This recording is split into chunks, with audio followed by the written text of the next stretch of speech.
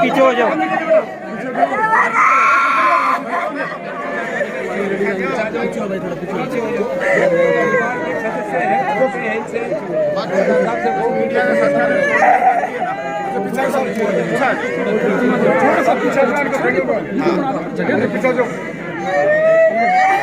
परिवार के पीछे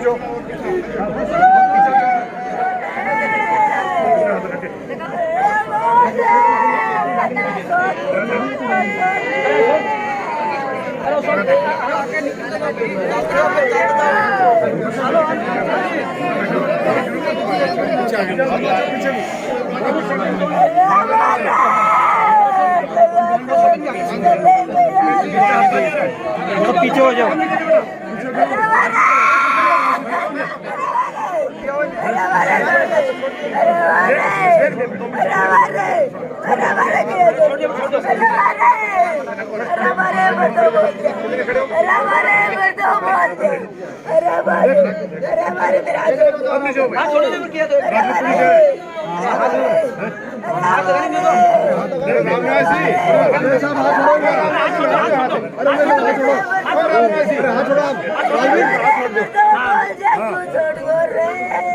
बस भाई अब चलो। आप पीछे हो जाओ। पीछे हो जाओ।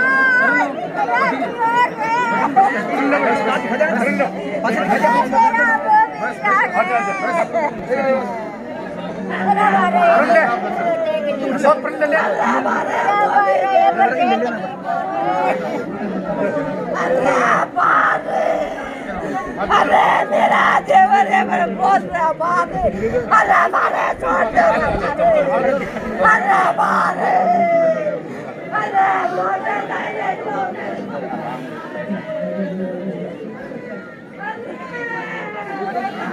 आगे ना छोटे का हो रहा है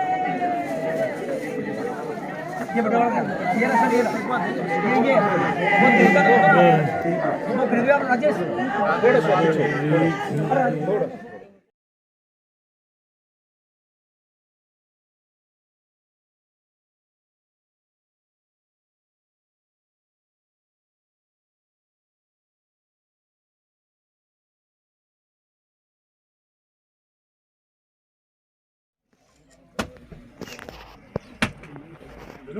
हाथ ले लो वो बात थोड़ा कौन सी भी आदमी कोई बात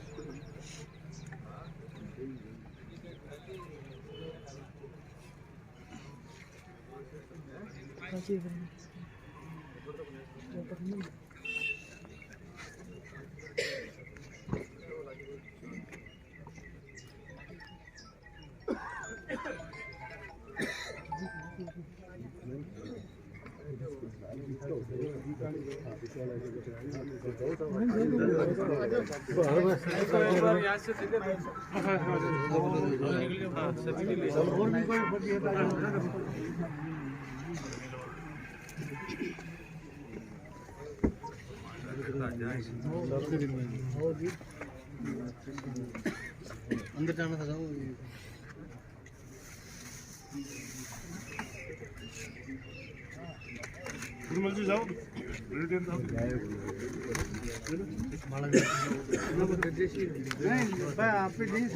तो माड़ा दे दिशा माड़ा दे दे जाया पर एक बात करो वो ही सकते हैं आगे इनका हो जाए थोड़ा साइड में हो जाए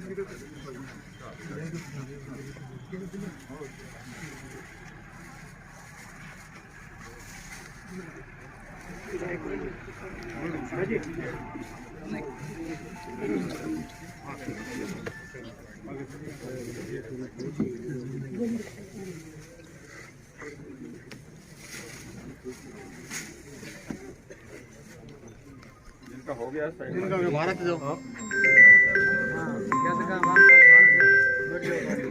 ये जगह खाली करो नहीं थोड़ा पीछे हट जाओ उधर से निकले तो जिनका हो गया है वो आगे जाओ नहीं तो बाहर आ जाओ चला बे हट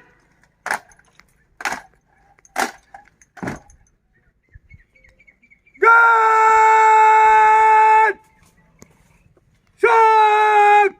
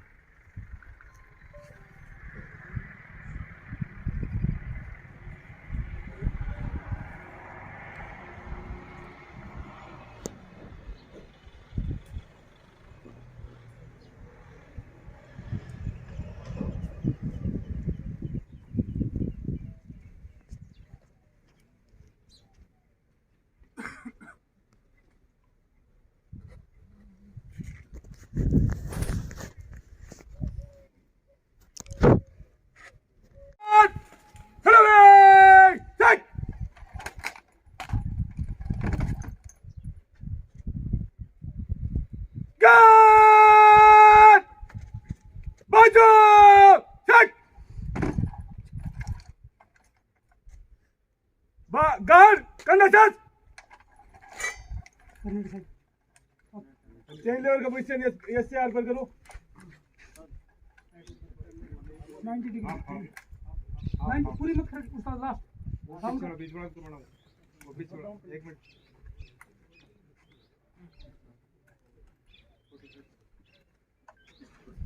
पेशकर कट फायर पेशकर कट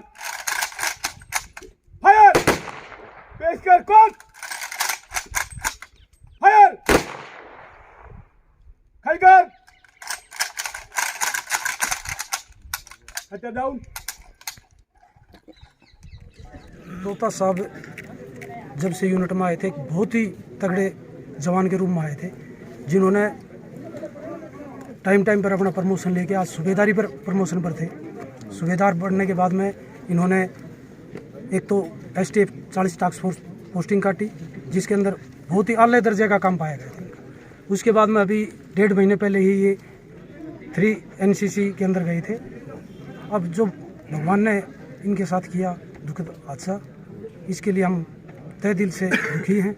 भगवान अल्लाह ताला से यही दुआ करते हैं कि इनके बच्चे को शांति दे और आगे ताकत दे, ताकि ये अपने काम में अपना हिस्सा साथ दे। दूसरा, इनका भाई था हमारे साथ में, राजेश साहब, सूबेदार राजेश साहब, बहुत ही सहनशील आदमी, बहुत ही कोऑपरेशन वाला। तो मैं ऊपर मालिक से दुआ करता हूँ कि राजेश साहब को भी शक्ति दे कि दोनों परिवारों को साथ लेके चले और दुख को की घड़ी के में हम उनके साथ खड़े हैं। यूनिट की लेवल से कोई काम, यूनिट की तरफ से कभी भी कोई भी काम होगा, हम दिन रात 24 घंटे तत्पर हैं। अभी भी यूनिट पूरी डॉक्यूमेंट कार्रवाई के लिए लगी हुई है। किसी साइड से कोई दिक्कत कभी भी नहीं आने देंगे। ये नहीं कि अभी कभी भी कोई दिक्कत यूनिट की तरफ से नहीं आएगी। जय हिंद, जय भारत। प्रकृति के क्रूर हाथों ने हमारे लाडले रोहतास महिला, जिन्होंने उनके बारे में एक बहुत ही बड़ी बात मैं आपको बताने जा रहा हूं कि आज ही के दिन 22 नवंबर 1997 को ही ये इस यूनिट में भर्ती हुए थे, 22 तारीख को ही। और उस दिन से लगातार जो जिम्मेदारियां इनको मिली, जैसे अभी साहब बता रहे थे, इन्होंने बखूबी बड़ी ईमानदारी से, वफादारी से उन जिम्मेदारियों को निभाया। उसी का नतीजा है जितने भी फौजी भाई जो इनके साथ इनकी यूनिट में काम किए, काफ़ी लोग आए हुए हैं, वो एक ही बात कह रहे हैं, हमने ऐसा व्यवहारशील नौजवान देखा नहीं, जिसको छोटी सी भी जिम्मेदारी देते थे तो बड़ी गंभीरता के साथ वो निभाते थे।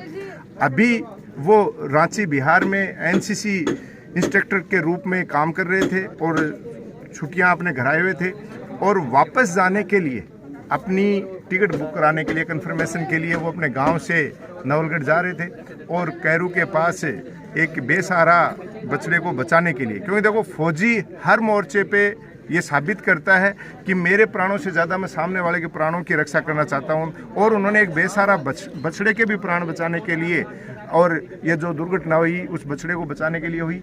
फिर भी 11 तारीख की घटना है, लंबे समय तक सभी लोगों ने दुआएं की, डॉक्टरों ने प्रयास भी किया, लेकिन वो हमारे भाई को बचा नहीं पाए। और आज पूरा नवलगढ़ नहीं, पूरा झुंझुनू जिला जो शहादत के मामले में पूरे देश में 1 नंबर पे है, शोक संतप्त है, और पूरे परिवार के साथ खड़ा। आप देख रहे हो किस तरीके से एक लंबा जुलूस कैरू से निकल के आज यहाँ तक युवाओं में, सब में जोश से भरा पड़ा है।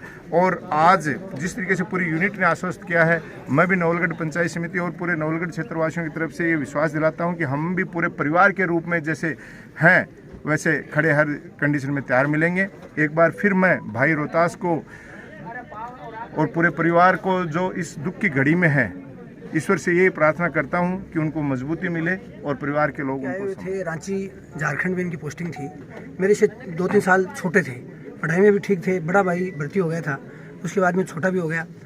और जब ये यहाँ आए तो 11 को रिजर्वेशन के लिए जा रहे थे, तो चौराहे के ऊपर बछड़े को बचाने के चक्कर में, जैसा प्रधान जी बता रहे हैं, साइड में पुलिस के बैरिकेड पड़े थे, और उनकी दाएं साइड में यहाँ कान के ऊपर चोट आ गई। पीछे से परिवार का दूसरा भाई आ रहा था साथ, तो तुरंत प्रभाव से गाड़ी से इनको ले जाया गया राजकीय अस्पताल अपने नवलगढ़ में। वहाँ डॉक्टरों ने जयपुर के लिए रेफर कर दिया, और जयपुर तक खून बह रहा था। मेरे साथ जो टीम आई उनको पूछा है, और वहाँ एमएच में मिलिट्री हॉस्पिटल में डॉक्टरों ने बहुत अच्छे से इलाज किया, दुआएँ भी की, और बीच में 2-3 दिन में बड़ा सुधार भी हो गया था। लेकिन कल अचानक फिर तबीयत नासाज हो गई, और लगभग 1:15 बजे ये दुखद दुर्घटना हो गई, और वो भगवान के प्यारे हो गए। जैसा बताया कि 97 को उसी तारीख को, आज कल की डेट में डेथ हुई, आज सेम डे 22 नवंबर को उनकी ये पार्थिव देह को यहाँ मुखाग्नि दी गई है। तो ये तो विधि का विधान था, लेकिन बहुत मिलनसार, बहुत ही सही लड़का, और 2 लड़के इसके हैं। परिवार में फौजियों की परंपरा रही है, इनके पिताजी नहीं रहे हैं, वो भी फौज में थे, और इनके बहनोई है वो भी फौज में है, और इनके चाचा हैं वो भी कैप्टन की पेंशन आए हैं, बड़ा भाई हैं वो भी कैप्टन की पेंशन आए हैं, खुद भी एक कैप्टन बनने वाले थे, और वहाँ 3 एनसीसी जो गर्ल्स की बटालियन में वहाँ जा रहे थे, तो ये दुर्घटना हो गई। 2 बच्चे हैं, वो कॉलेज की पढ़ाई कर रहे हैं, और मालिक से दुआ करेंगे ये आत्मा को शांति मिले, परिवार को वज्रपात से आने की ताकत दे। सरदार रोहतास जी का आकस्मिक निधन, हम सब पूर्व सैनिक झुंझुनू जिले के दुखी हैं, और ये एक बलिदान है कि हमारे यहाँ 497 शहीद हैं, 62,000 पूर्व सैनिक हैं, 40,000 वर्तमान सैनिक हैं। उन सब की तरफ से मैं अखिल भारतीय सैनिक पूर्व सैनिक सेवा परिषद का जिलाध्यक्ष होने के नाते मैं सरदार रोहतास जी को श्रद्धांजलि अर्पित करता हूं। और जब भी आगे उनके परिवार के लिए कोई भी उनको किसी प्रकार की हमसे ज़रूरत होगी, हम सब सैनिक 60,000 62,000 सैनिक हम रोहतास जी के परिवार के साथ हैं, उनके बच्चों के साथ हैं। जब भी हमें कोई काम के लिए कहेंगे तो हम उनके साथ उनके भाई की तरह उनका कार्य में शामिल होंगे।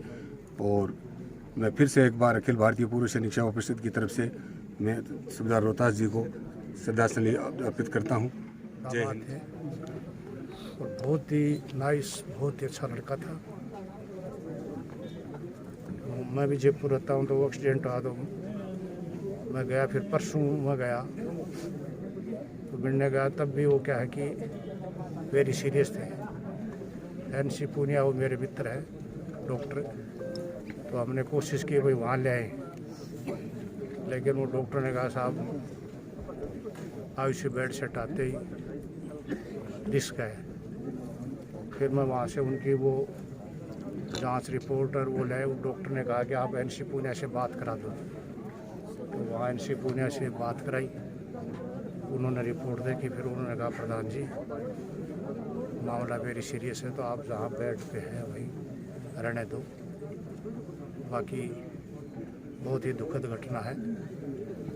इतना ये क्या है कि जो दिखे वो होता है, तो भगवान भी अच्छे लोगों को ही सुनता है। पूर्व जिला सैनिक कल्याण अधिकारी एवं यहाँ के पंचायत समिति सदस्य हूँ। एक कहावत है, होनी को कौन टाल सकता है। सूबेदार रोहतास सिंह महिला जी बहुत ही होनहार और बहुत ही होशियार अधिकारी थे। बहुत बढ़िया ढंग से इनका सर्विस कैरियर रहा। बहुत जल्दी इन्होंने प्रमोशन लिया और अभी छुट्टी के दौरान में यहाँ पे घर पे आए हैं। बहुत शानदार इन्होंने अपना घर बनाया, लेकिन भगवान को कुछ और ही मंजूर था। इस तरह के अच्छे एक बहुत ही बढ़िया इंसान के जाने का पूरे नवलगढ़ के अंदर, यानी पूरे झुंझुनू के अंदर बहुत ही दुखद है, बहुत ही दुखद घटना हुई है। हम उनकी आत्मा के लिए भगवान से प्रार्थना करते हैं कि उनको स्वर्ग में स्थान दे और स्वर्ग से ही अपने घर के बचे हुए बच्चों की प्रोग्रेस को वो देखता रहे। डूमरा का लाल, हमारे माँ भारती का लाल, सूबेदार रोहतास जी महिला का निधन हुआ। उनके अंतिम संस्कार में आने का, उनको श्रद्धा सुमन अर्पित करने के लिए पहुँचे। सूबेदार रोहतास जी बहुत ही एक होनहार व्यक्ति थे। देश की सुरक्षा पैरवी का काम करते थे, देश को सुरक्षा देने का काम करते थे। परंतु आज का दिन हमारे लिए बहुत ही अशुभ दिन था। उसके कारण से उनका निधन हुआ और मैं भगवान से प्रार्थना करता हूँ कि उनको अपने चरणों में स्थान दे और महिला परिवार को इस दुख को सहन करने की क्षमता प्रदान करें।